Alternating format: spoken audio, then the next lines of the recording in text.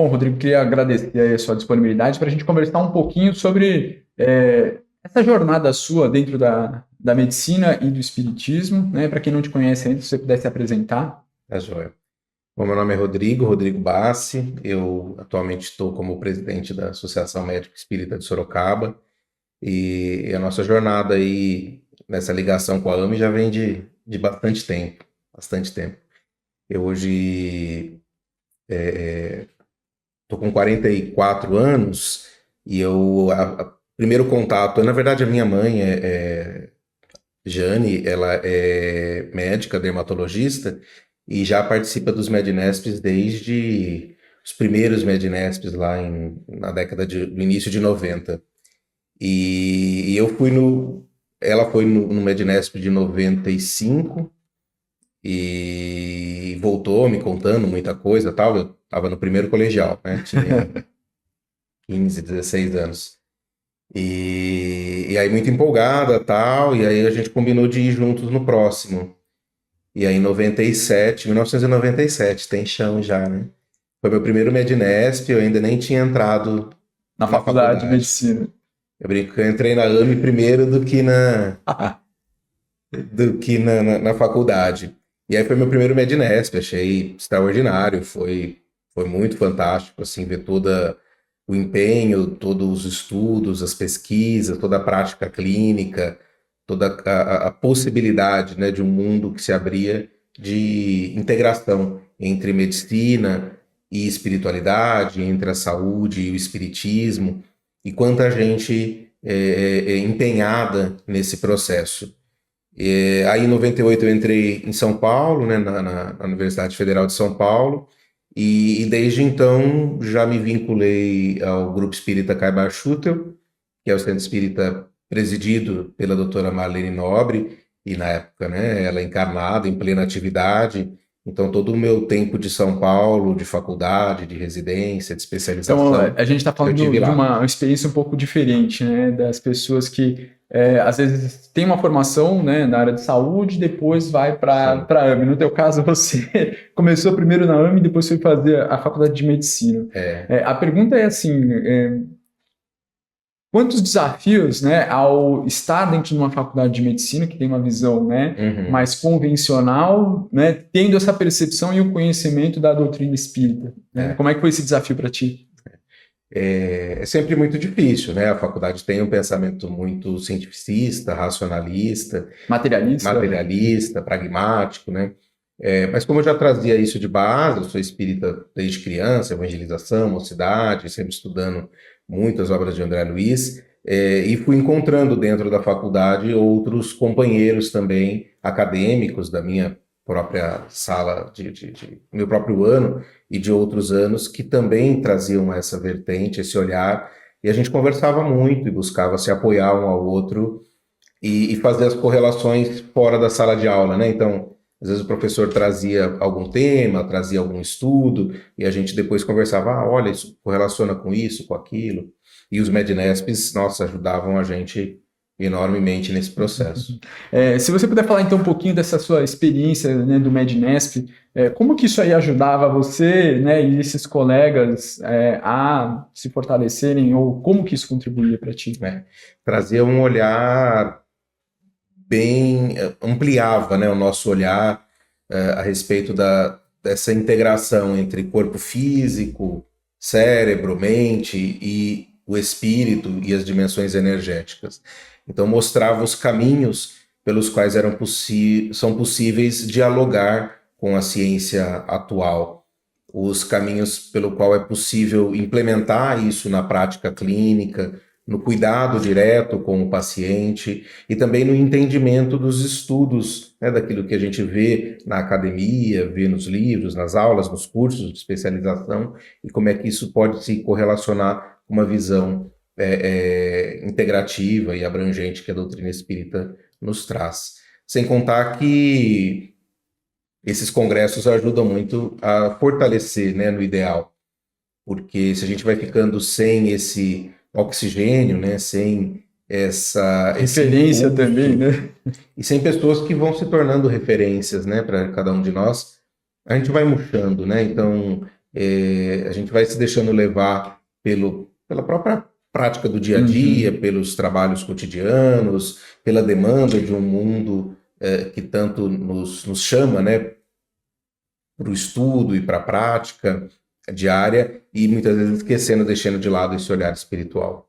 E quando a gente fala, sobre essa prática médico-espírita, muitas vezes as pessoas se questionam, e eu tenho perguntado isso, né, para vários outros colegas aqui. Pô, mas o que é essa prática médico-espírita? O que muda na abordagem de um profissional quando você tem esse conhecimento de saúde e espiritualidade, de forma prática mesmo, né? É. Eu acho que eu vejo duas vertentes principais. Uma é com relação à importância de se incluir a dimensão da espiritualidade na anamnese, no questionamento, na abordagem do paciente, colocando esse campo, né, de questionamento sobre a dimensão Uhum. espiritual. Quais são as suas crenças? Qual é a sua fé? O quanto a sua fé é importante para você? O quanto ela te ajuda a superar momentos de Ou dificuldade prejudica, né? ou pode prejudicar? Se há conflitos, né, do ponto de Uhum. vista religioso ou espiritual para aquela pessoa e, e de que maneira isso pode ou não estar relacionado com as queixas que a pessoa vem apresentando. Nada mais é do que esse olhar, né, biopsicossocial, que a OMS nos traz como Uhum. conceito de saúde, mas indo além disso e trazendo esse olhar do espiritual também. Esse é um lado. E o outro lado, que aí eu acho que é mais daquilo que a doutrina espírita nos oferece, né? Do entendimento de que somos espíritos, de que eu sou um espírito em experiência terrena, Uhum. né? E não de que somos um corpo que traz múltiplos aspectos, entre eles o espiritual. Eu acho que essa é uma diferença. Uma mudança de paradigma, né? Na forma de enxergar o ser humano. Porque mesmo dentro, vamos dizer, né, o conceito mais ampliado de saúde, bio, psico, sócio, espiritual, a gente está falando de vertentes, né, de Uhum. dimensões, de campos de atuação que são, vamos dizer, igualmente importantes. Quando a gente olha o que a doutrina espírita nos traz e coloca o espírito como sendo a causa, né, primária, como sendo aquilo da onde parte tudo, todo o restante, é ele quem vai influenciar no equilíbrio mental, emocional, energético, nas relações sociais e no equilíbrio físico, a gente entende que eu sou um espírito vivendo ali aquelas experiências terrenas, atuando como médico, né? Passando por situações de saúde ou de doença e compreendendo isso a partir do ponto de vista do ser espiritual que ali se apresenta para estar conosco diante da clínica, do consultório, enfim. E quando a gente fala, né, sobre essa mudança de visão e até dessa Uhum. autorresponsabilidade, né, pela sua jornada terrena, como que fica esse tema tão relevante do Mednesp 2025, né, do servir para curar-se? Como é que isso se aplica aí no dia a dia? Uma escolha muito especial, né, do tema, porque todos nós estamos em busca do nosso processo de cura. E a doutrina espírita tem muito a contribuir, né, no entendimento do nosso processo de cura e tudo que as pesquisas atuais na área da espiritualidade também. E dentre vários processos que compõem, né, o nosso processo de cura ou de autocura, esse movimento de sair de si mesmo, né, do enclausuramento dos nossos pensamentos, do autocentramento, dos processos egóicos ou até caminhando aí para um egoísmo, para uma egolatria, e a gente ser capaz de sair de si e ir em direção ao outro, ir em direção à necessidade do outro, que é parte do que compõe o servir, é fundamental, né, para o nosso processo de cura. E isso Cristo já nos ensina há mais de 2000 anos, mostrando o quanto para curarmos é importante buscar um equilíbrio interno, sim, a partir desse equilíbrio interno buscado, sair em direção ao outro, ofertando as nossas melhores qualidades e potencialidades, habilidades e talentos para que possamos auxiliar o outro nas suas necessidades, sem nos acharmos que nós vamos curar o outro, Uhum. né?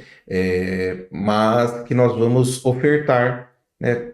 ferramentas e possibilidades para que o outro possa encontrar o seu próprio caminho de cura. E assim é conosco também, né? Quando a gente empreende esse caminho de servir ao outro, nós vamos pouco a pouco renovando as nossas energias perispirituais, renovando os nossos quadros de memória, mudando os nossos pensamentos e as nossas emoções, ampliando as nossas potencialidades, e isso vai trazendo um movimento energético de luz para a nossa intimidade, curando, né, as mazelas que carregamos aí há séculos. É interessante que esse processo de renovação, né, por meio da caridade, acaba possibilitando um processo interno nosso de renovação também. Sem dúvida. Mais ou menos nesse sentido, né? Sem dúvida, sem dúvida. Nós estamos, né, quando a gente pensa, quando a gente emite um pensamento, uma emoção, um sentimento, o primeiro a receber esse processo somos nós mesmos, né? Porque nosso corpo fluídico é quem recebe o impacto da onda mental e quem vai se vestir daquela coloração, né? Luminosa, no caso de pensamentos e emoções, sentimentos nobres, ou desorganizada, desestruturada, com sombras, quando pensamentos doentes. E o exercício da caridade, né, talvez um dos mais altos degraus que a gente pode alcançar de padrão de pensamento e de sentimento dentro do processo evolutivo que hoje temos na Terra. E quando a gente se conecta com essas ondas mentais, amplificado pelo auxílio dos benfeitores espirituais, que também nos amparam nessas situações, a gente se vê mergulhado nessa usina de luzes, né? Que o nosso corpo espiritual se transforma, e isso com certeza vai renovando, como um vaso, né? Um vaso físico, como André Luiz nos descreve, cheio de lodo, cheio de uma água ainda doente, e quando a gente coloca ali uma água pura, cristalina, entrando nesse vaso com água suja, ele vai pouco a pouco limpando, né? E a gente vai entendendo também o nosso corpo espiritual pouco a pouco vai se libertando dessas energias doentes que vamos acumulando. Na sua prática clínica, né, você atua tanto, né, na área de geriatria como também na área de homeopatia. Como que isso acontece no seu dia a dia e como que você percebe que isso impacta os pacientes nessa percepção diferente sobre o processo de adoecimento e recuperação da saúde dentro de um paradigma de saúde e espiritualidade? Isso é muito interessante, né? Não tenho dados aqui, mas se a gente for levantar ali os trabalhos científicos, PubMed, outras fontes, mostram o quanto pacientes que se dedicam à dimensão espiritual, evidentemente que tem aqueles que isso pode trazer algum prejuízo, mas que é a minoria, mas a grande maioria se beneficia, né? Trazendo uma maior longevidade, maior equilíbrio de saúde mental, maior equilíbrio de saúde emocional, maiores práticas saudáveis de comportamentos na parte alimentar, atividade física, sono, hábitos, e a própria crença, né, no que a gente chama do coping, do enfrentamento às dificuldades, às adversidades, às enfermidades, o quanto o coping religioso e espiritual pode ser positivo nesse sentido. E aí a gente tem um degrau a mais, mesmo nos trabalhos científicos isso já é demonstrado, há aqueles que são capazes de se engajar num propósito maior, aqueles que são capazes de buscar um propósito de vida, e muitas vezes esse propósito de vida se dá através do trabalho no bem, do auxílio ao próximo, de se inserir em alguma atividade de doação, de caridade. O ganho a mais que isso acontece na saúde, especialmente nas escalas de, você sabe disso, né, de qualidade de vida, de bem-estar, de propósito com a vida, de conexão, e o quanto isso, vamos dizer, é um passo a mais do que aquele que já cultiva a espiritualidade, que já é muito bom. Né? E eu vejo isso na prática clínica também, né? Então, muitas vezes a pessoa chega no consultório, seja na área da geriatria ou mesmo na homeopatia, muito desorganizada, né? Muito desestruturada no campo mental, emocional, físico, e alguns nesse momento já dão conta de ir para o servir, outros não. precisa desse momento de buscar o equilíbrio mínimo necessário, né? Físico, mental, energético, espiritual. Buscando esse equilíbrio, aí eu costumo mostrar até gráfico para os pacientes, né? E conversar que assim, ó, a gente atingiu o equilíbrio até aqui, né? Você sente que pode melhorar mais? Não, gostaria de melhorar mais. Então, assim, se você quer continuar nessa curva ascendente, agora a gente precisa ir para uma outra etapa. Dar outros passos. Dar outros passos, né? E aí envolve esse buscar um propósito de vida, um engajamento, um objetivo maior do que o centramento apenas em si mesmo ou no seu equilíbrio de saúde, que é extremamente necessário. Claro. Eu costumo dizer, né, Lê, que às vezes a pessoa não está bem consigo mesmo e ela não dá conta de sair para auxiliar o próximo. Alguns já dão, Sim. Isso é fantástico. Mas muitos estão tão desequilibrados, é a tal história da máscara de oxigênio, né, do avião. Primeiro coloca em si mesmo, se recomponha, se reequilibre, perceba que está bem para daí ajudar o próximo. E agora, muitas vezes a gente esquece desse próximo passo. Para por ali, né? E tá tudo bem. Sim. Né, porque é o processo de cada um. E eu acho que esse é um ponto, desculpa te interromper, mas é um ponto legal da gente colocar, porque nós somos formatados durante toda a formação médica, né, de uma responsabilidade do profissional de saúde de curar o outro, né, ou resolver o problema do outro. E eu acho que esse conhecimento, né, do espiritismo, principalmente, acaba ampliando esse nosso conhecimento, né, para além desta vida e respeitar a autonomia do paciente e a jornada que ele quer fazer. Exatamente. Não posso tirar a sua autonomia de decidir o que você quer fazer na sua vida. Meu papel é te orientar. Né? Exatamente.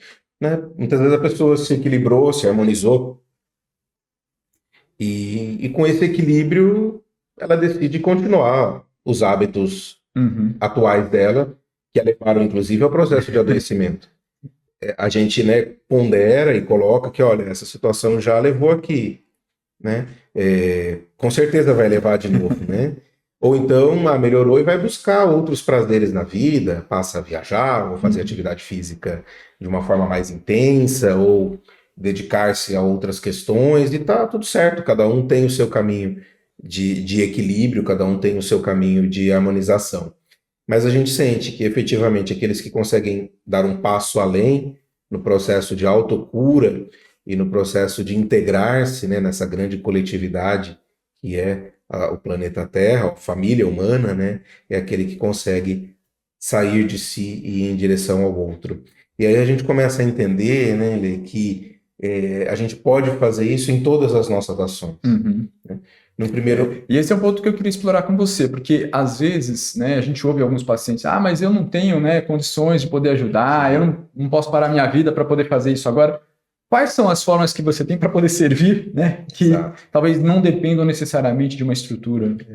Eu digo que os exercícios caritativos, entregar cestas a famílias necessitadas, ir em instituições onde, né, de longa permanência de idosos, antigos asilos, ir entregar alimento para moradores de rua, preparar cestas básicas, como hoje a gente está vivendo, não sei quando o vídeo roda, mas esse auxílio todo de solidariedade, né, ao povo do Rio Grande do Sul, são movimentos da alma extremamente ricos e importantes. Mas eles são exercícios caritativos, ele ainda não é o verdadeiro servir. Né? O verdadeiro servir é quando eu disponibilizo daquilo que eu já trago construído da minha intimidade, não material, para com essas construções de sentimentos ir em direção ao outro e ofertar aquilo que eu já trago de melhor construído em mim.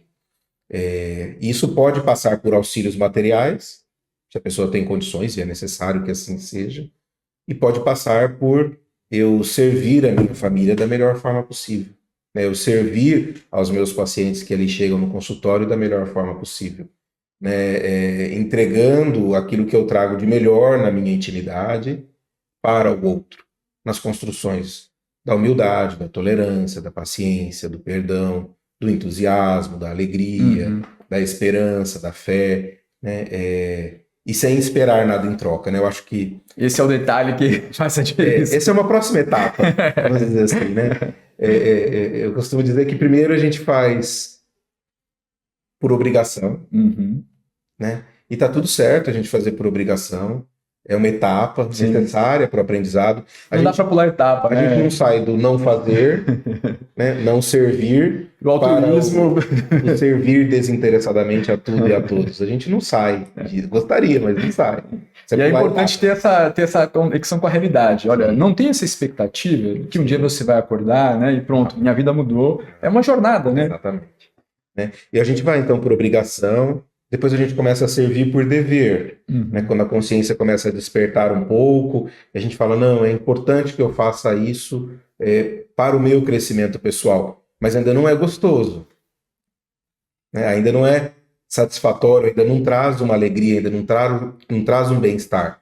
Porque os prazeres doentes, né, as sensações doentes ainda me chamam para que eu continue sendo servido, né, e não servir. Até o momento que a gente faz tanto por dever, que isso vai se incorporando na nossa intimidade e começa a brotar naturalmente. Aí então eu começo a servir por virtude, né? Servir por conquistas espirituais que eu já trago e viram automatismo. Então, a gente costuma dizer, é importante que a gente identifique, não, eu estou na obrigação e está tudo certo.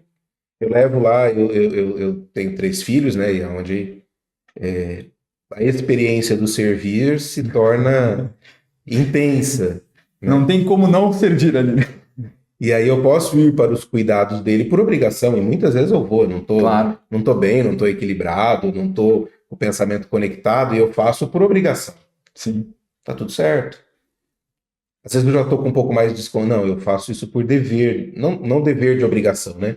Mas o dever consciencial, entendendo que aquilo é um bem para mim e um bem para aqueles que Deus me confiou. E eu começo a servir e movimentar as minhas melhores ações.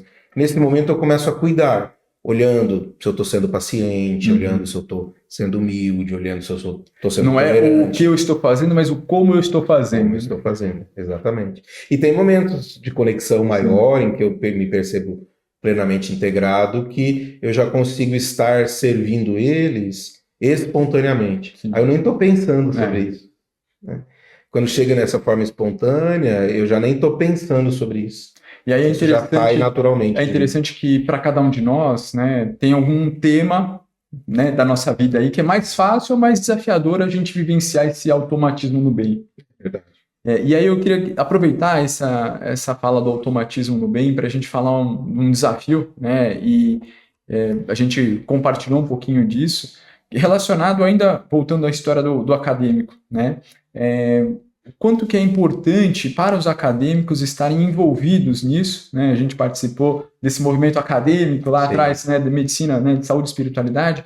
Quanto que é importante para os acadêmicos participarem de um evento como o MEDNESP? Nossa, olha, eu falo que, assim, eu fiz residência, né, de geriatria, fiz de clínica médica, depois fiz de geriatria, especialização em homeopatia. Eu falo que a especialização mais importante que eu fiz foi dentro do departamento acadêmico e dentro de trazer esse olhar integrativo de saúde e espiritualidade. Isso fez a diferença na minha vida, muito mais do que as outras especializações, do que o que eu fui buscar na medicina propriamente dita. Não que não seja importante, claro. Né? Foram importantes, eles são importantes para a minha prática. E o departamento acadêmico, ele traz uma função de nutrir, né, o jovem, enquanto ele está ali dentro da academia, dessas maiores possibilidades de integração entre saúde e espiritualidade, entre medicina e espiritismo, trazendo à tona compromissos assumidos antes da espiritualidade. Porque nenhum de nós vai buscar esta área se já não tiver isso como um arcabouço que já traz de existências anteriores, se não vivenciou essa experiência da medicina espiritual antes de reencarnar. E então a possibilidade de se encontrar com esse campo de conhecimento, com essa troca de vivência é muito rico. E aí a gente encontra também com corações muito queridos, né? Que já conhecemos desde ontem. Sim. Né? Já nos conhecíamos antes de reencarnar e que fomos plantados por Deus, cada um numa região do Brasil, né? para desempenhar a nossa tarefa. E quando há esses encontros do departamento acadêmico, por exemplo, dentro dos Mednesps ou em outros eventos, em que a gente se encontra com acadêmicos que trazem o mesmo olhar, o mesmo pensamento, a mesma vibração, o mesmo coração, de várias partes do Brasil e do mundo, é muito rico, é muito transformador isso. Isso gera amizades, reencontros que duram a vida toda, e esses reencontros de amizade vão nos fortalecendo na caminhada como médicos ou como profissionais de todas as áreas de saúde, porque não é uma caminhada fácil, é uma caminhada muitas vezes solitária, né? Uma caminhada em que os pensamentos contrários, materialistas, são muito fortes, e se a gente não tem essa rede de apoio, de corações que às vezes a gente não encontra na nossa cidade, na nossa faculdade, não encontra nem muitas vezes na nossa casa espírita, mas que a gente vai encontrar nessa rede de amor que é o departamento acadêmico, né? Então, aos acadêmicos aí, venham, não vão se arrepender, é muito especial, muito especial. E eu queria ouvir um pouquinho de ti. Um dos públicos que você atende são as pessoas que estão nesse processo de finalização da jornada terrena. Quais são os desafios que você observa para essa população, né? Principalmente para aqueles que talvez não tenham feito uma jornada de preparação para um evento que é inevitável, que é a morte, né? Como é que é esse desafio no dia a dia? Nessa situação, fica muito claro, né? Quem se fez uma construção ao longo da vida e quem não fez uma construção de espiritualidade ao longo da vida. E independente da crença religiosa. Aí a gente vê muito claro. Pessoas que tinham uma crença e uma prática religiosa externa muito forte, mas que não construíram espiritualidade na sua intimidade. E outros que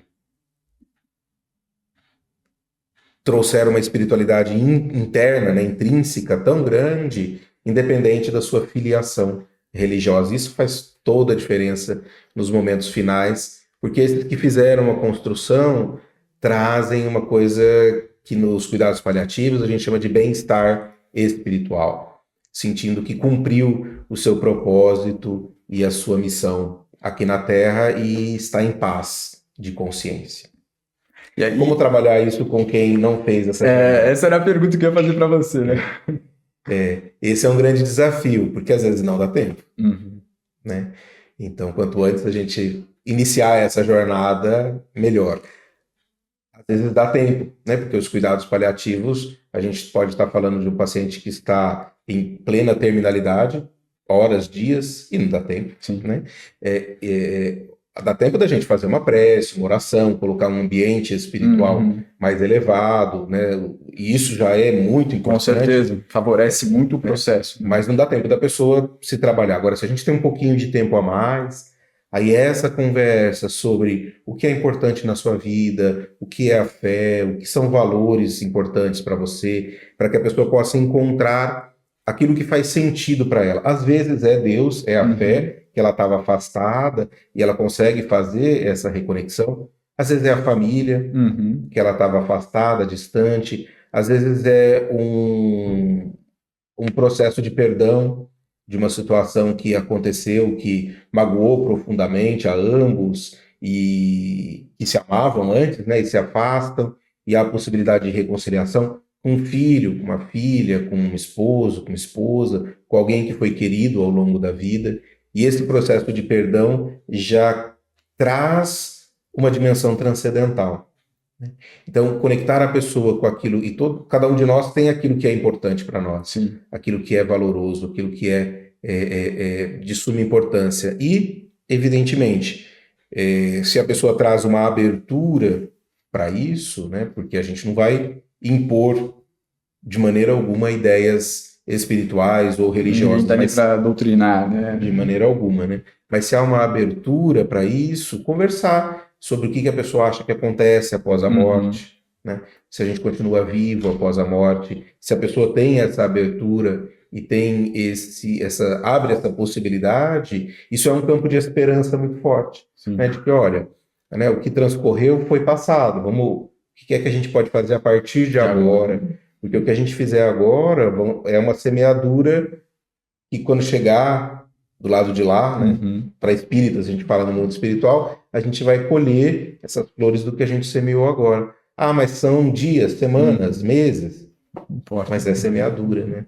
Então, trazer essa esperança de que a vida continua, de que as nossas ações no hoje são mais importantes do que ficar olhando para aquilo que aconteceu no passado, e de que maneira a gente pode hoje se conectar com o bem, com o belo, com os valores, com os sentimentos nobres. E aí é interessante pensar, né, o quanto que é importante, né, ao profissional de saúde eu estar ok comigo mesmo, né, em relação a esses temas, principalmente da morte e o pós-morte, para que eu possa vivenciar uma experiência com o meu paciente ali verdadeira, né, porque senão, se eu não tenho isso resolvido comigo, como é que eu consigo abordar um paciente? Você poderia explorar um pouquinho isso aí para a gente? Eu sempre comento que a gente consegue caminhar com o outro até onde fomos conosco, em qualquer aspecto.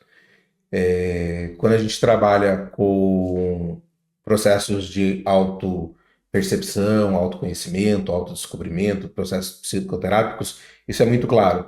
Se o terapeuta não faz um processo de autoconhecimento, de autodescobrimento, é evidente que ele auxilia o paciente, mas até um ponto. Chegou naquele ponto, trava, porque o próprio terapeuta não tem ferramentas para ofertar à pessoa que ali está, né? Com o paciente em cuidados paliativos, isso também acontece. A gente consegue ir trabalhar com as questões de dor espiritual, de sofrimento espiritual, até onde caminhamos conosco, né?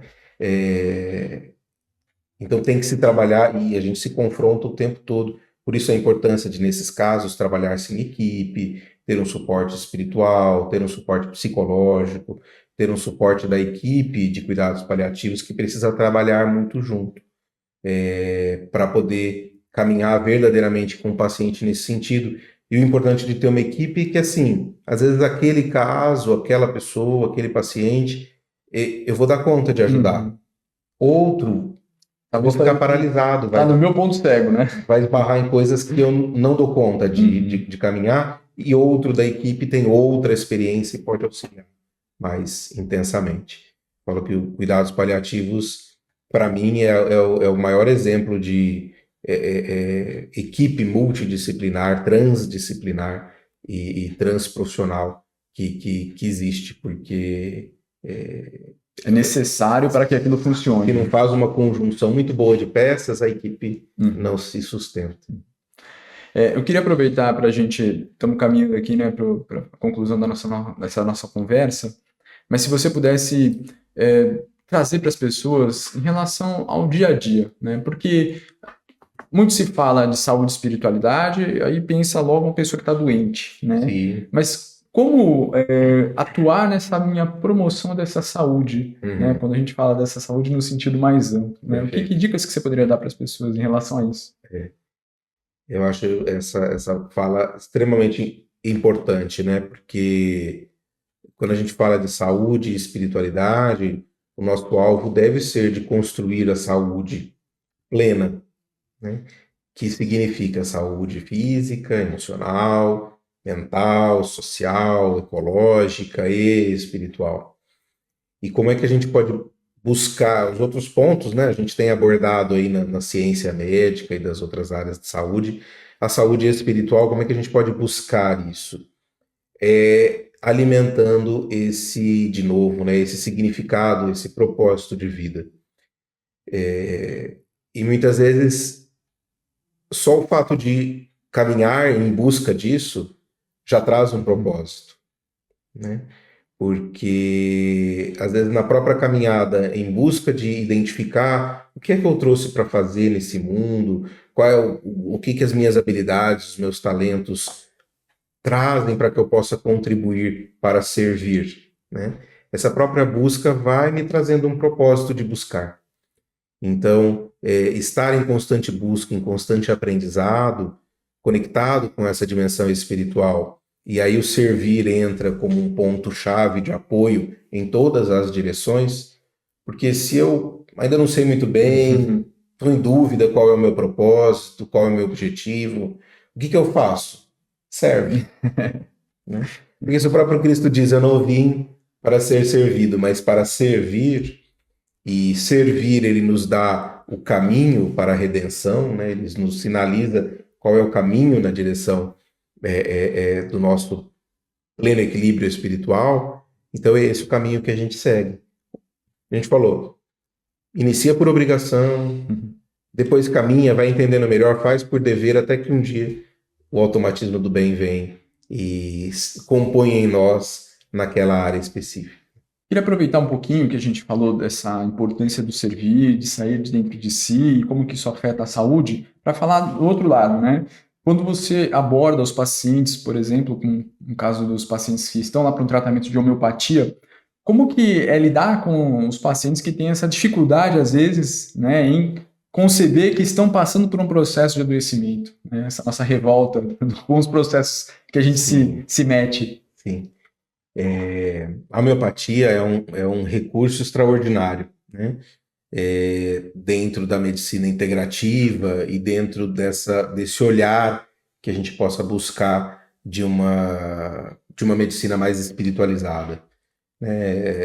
A homeopatia ela vai atuar ali dentro da dimensão energética, né? Da dimensão fluídica, especialmente no corpo vital, ou no duplo etérico, ou no campo vital, junto com outras práticas bioenergéticas que vão auxiliar o ser.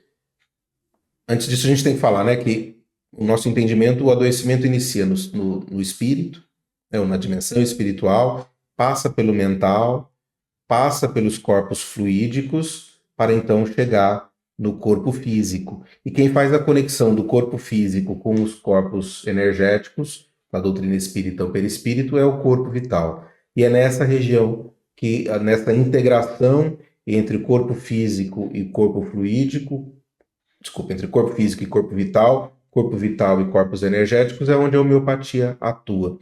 Então, trazer um recurso medicamentoso que vai atuar nessa área vai auxiliar enormemente o ser a recuperar a sua vitalidade e, com isso, ir auxiliando o corpo físico a pouco ir se reequilibrando novamente. Quando nós adoecemos e entramos em processos de revolta, de não aceitação, que foi o que você perguntou, né? Toda essa estrutura fica desorganizada, porque iniciou lá no campo mental e vem desestruturando os seguintes. Quando a gente vai equilibrando essa dimensão fluídica, energética, é como se a gente fosse abrindo caminhos para a alma responder de forma diferente. Então, quando a gente está no processo de não aceitação, a gente pega aquela vertente e vai num caminho único de não aceitação e vai reverberando aquela rebeldia, e isso vai gerando uma série de desequilíbrios fluídicos, neuroquímicos, hormonais, e vai sustentando a pessoa. Quando a gente quebra esse condicionamento da não aceitação, e a homeopatia, ela não faz a pessoa aceitar nada, porque isso é do espírito, mas ela quebra um condicionamento, ela começa a abrir novos caminhos. Então é como se antes a gente estivesse numa única picada e a gente não enxerga outros caminhos possíveis para chegar do outro lado. E com a homeopatia a gente abre esses caminhos. Se a pessoa vai percorrê-los ou não, aí depende de cada um, do empenho, do objetivo, do autoconhecimento e do esforço pessoal de trilhar um novo caminho.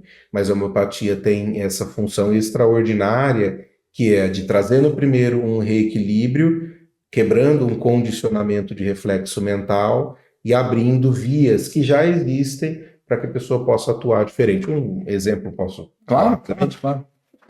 Então, muitas vezes uma pessoa mais raivosa, colérica, ela está acostumada a responder num reflexo mental de bateu, levou. Né? Ela nem dá tempo de pensar, nem dá tempo de sentir outras emoções. E ela recebeu um determinado gatilho, ela já responde com uma ação de cólera. E essa ação de cólera desorganiza todo o sistema, inflama, desorganiza os pensamentos, as emoções, o chakra cardíaco, o plexo solar, o campo mental. Com a homeopatia, a gente diminui a intensidade disso e começa a diminuir esse condicionamento. Uhum. Com isso, dá um tempo, 2 segundos, para a pessoa pensar antes de reagir automaticamente. Ela pode escolher continuar agindo automaticamente, e aí não vai ter efeito algum esse 2 segundos que a homeopatia ajudou. Mas nesses 2 segundos, às vezes preciosos, para que eu possa, vou devolver na mesma moeda, peraí. Posso fazer diferente. Posso fazer diferente. Posso agir respirando, posso agir com calma, posso agir saindo do ambiente, posso agir de diferentes formas que não revidando na mesma intensidade, né? Então, a gente acaba vendo, mais uma vez, essa importância de uma visão multidisciplinar, né? A importância de ter uma abordagem do médico, do terapeuta, né? De várias profissionais que podem contribuir em cada um desses diferentes níveis. Sim. E aí a gente está falando de uma saúde mesmo mais integral. Sim, sim. E de promover recursos para que a pessoa possa curar-se, né? Porque a grande parte do que a gente faz, né? Vamos ser sinceros, na medicina convencional hoje é aliviar sintomas e bloquear sintomas que estão aparecendo, mas tratar em causa tratamento de cura efetiva, né, é difícil. Então, por quê? Porque quem cura é a própria pessoa, né? Nós, como médicos, a pessoa que a gente cura somos nós mesmos, né? Mas as pessoas que nos procuram como pacientes, a gente pode ofertar um ambiente curativo.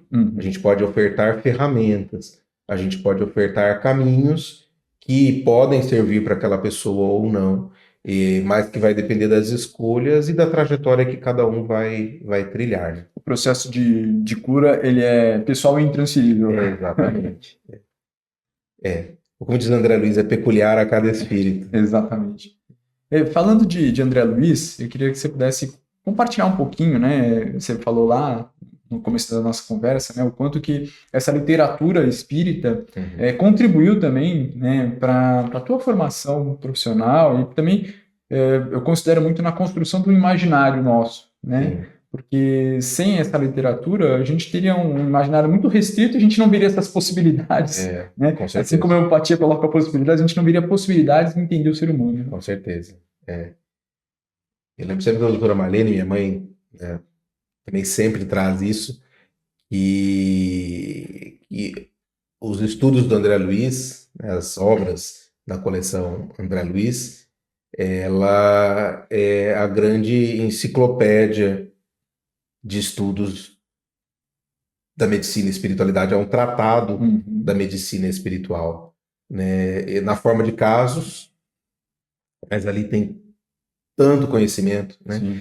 E de uma forma, é muito interessante isso, né? De uma forma integrativa, né? Porque André Luiz vai trazendo na prática, na vivência, nem sei se hoje em dia ainda está na moda isso, mas teve tanto em moda as PBLs, né? Nas faculdades de medicina e tal, estudo a partir de caso, é exatamente o que André Luiz faz, né? Ele vivencia o caso e traz todo o aparato de entendimento daquela situação, correlacionando anatomia, fisiologia, neuroquímica, neurociência, anterioridade espiritual,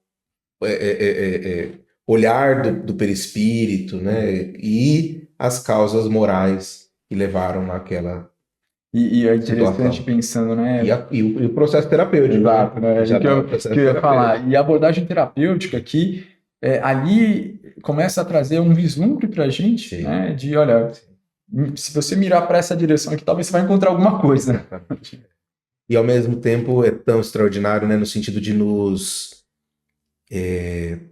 trazer para o pé no chão, para a realidade espiritual que nós somos, de que assim viemos como médicos nessa existência como uma oportunidade de nos curarmos. Não é porque somos mais avançados em conhecimento, em valores morais, em nada disso, né? Nada disso. Os títulos pouco importam, né, no mundo espiritual. E o que importa é aquilo que eu construí efetivamente com as ferramentas que me foram dadas. E a oportunidade de estar como médico é uma grande ferramenta para que eu possa, estudando todos os dias sobre o processo de cura, falando todos os dias para pessoas sobre o processo de saúde e doença e o processo de cura, eu possa empreender verdadeiramente esse meu caminho, né? Essa minha trajetória. E a gente chega a esse ponto em que talvez não é nenhum benefício, né? Mas é quase como a pena que a gente escolhe para podermos nos redimir, né? Enxergar essa oportunidade, né, do servir, porque Sim. profissionalmente você é obrigado a servir. Sim, Então, sim. se eu for pensar, caramba, eu tive que escolher uma profissão, né, Sim. onde eu sou obrigado a servir para não ter fuga mesmo. Sim, evidentemente que a gente, no mundo em que nós nos encontramos, a gente traz inúmeros privilégios, né, do ponto de vista financeiro, do ponto de vista social, do ponto de vista, claro que à custa de muito esforço, de muito estudo, de muito empenho, de noites mal dormidas, de comprometimento, muitas vezes, da saúde física, emocional, psíquica, para que a gente pudesse concluir a graduação e as especializações decorrentes disso, e aquele início de vida, né? Sim. A gente precisa dos recursos financeiros e plantões, e isso e aquilo, e muitos continuam nessa jornada até hoje para poder sustentar a si e a família. Então, mas do ponto de vista material, evidentemente que a gente se encontra numa situação de privilégios. Sim. Agora, isso, uma vez mais, nos traz uma possibilidade de avançar no sentido de sair de nós e irmos em direção ao outro, né? No sentido de não ficarmos enclausurados nos nossos consultórios, nos gabinetes, atrás da mesa ali, sem preocupação com o próximo, mas no exercício do servir, não por obrigação, não por ganho financeiro, não por recompensa social, mas o de servir por dever, né, de auxiliar ao próximo e de auxiliar a mim mesmo. Até que um dia a gente possa caminhar como chegou o Dr. Bezerra de Menezes, né, que se utilizava da medicina, assim como ele se utilizava de outras formas, de ferramentas, para servir ao próximo, né, desinteressadamente, indo muito além daquilo que ele trazia do conhecimento médico, mas transbordando seus sentimentos, transbordando a sua luminosidade para atender àquele que chega em dor, né? Eu queria aproveitar, então, para a gente concluir essa nossa conversa, se você puder deixar, então, um recado para as pessoas que estão ainda em dúvida, se eu vou ou não vou no MEDNESP 2025, o que você poderia dizer para as pessoas? Venha, né? Não vai se arrepender. O MEDNESP tem uma longa trajetória de mais de 30 anos de história. Vão ser comemorados os 30 anos da AME Brasil, da Associação de Fundação da Associação Médica Espírita do Brasil. É todo um legado daqueles que foram os fundadores da AME São Paulo, da AME Brasil. A gente lembra sempre da doutora Marlene, entre outros tantos corações que construíram essa trajetória, e é um evento que está sendo preparado com muito carinho, com muita dedicação, com um tema pensado para que possa atender efetivamente a nossa necessidade como profissional da saúde, como espírita, ou porque o congresso não é apenas para profissionais da área da saúde, né?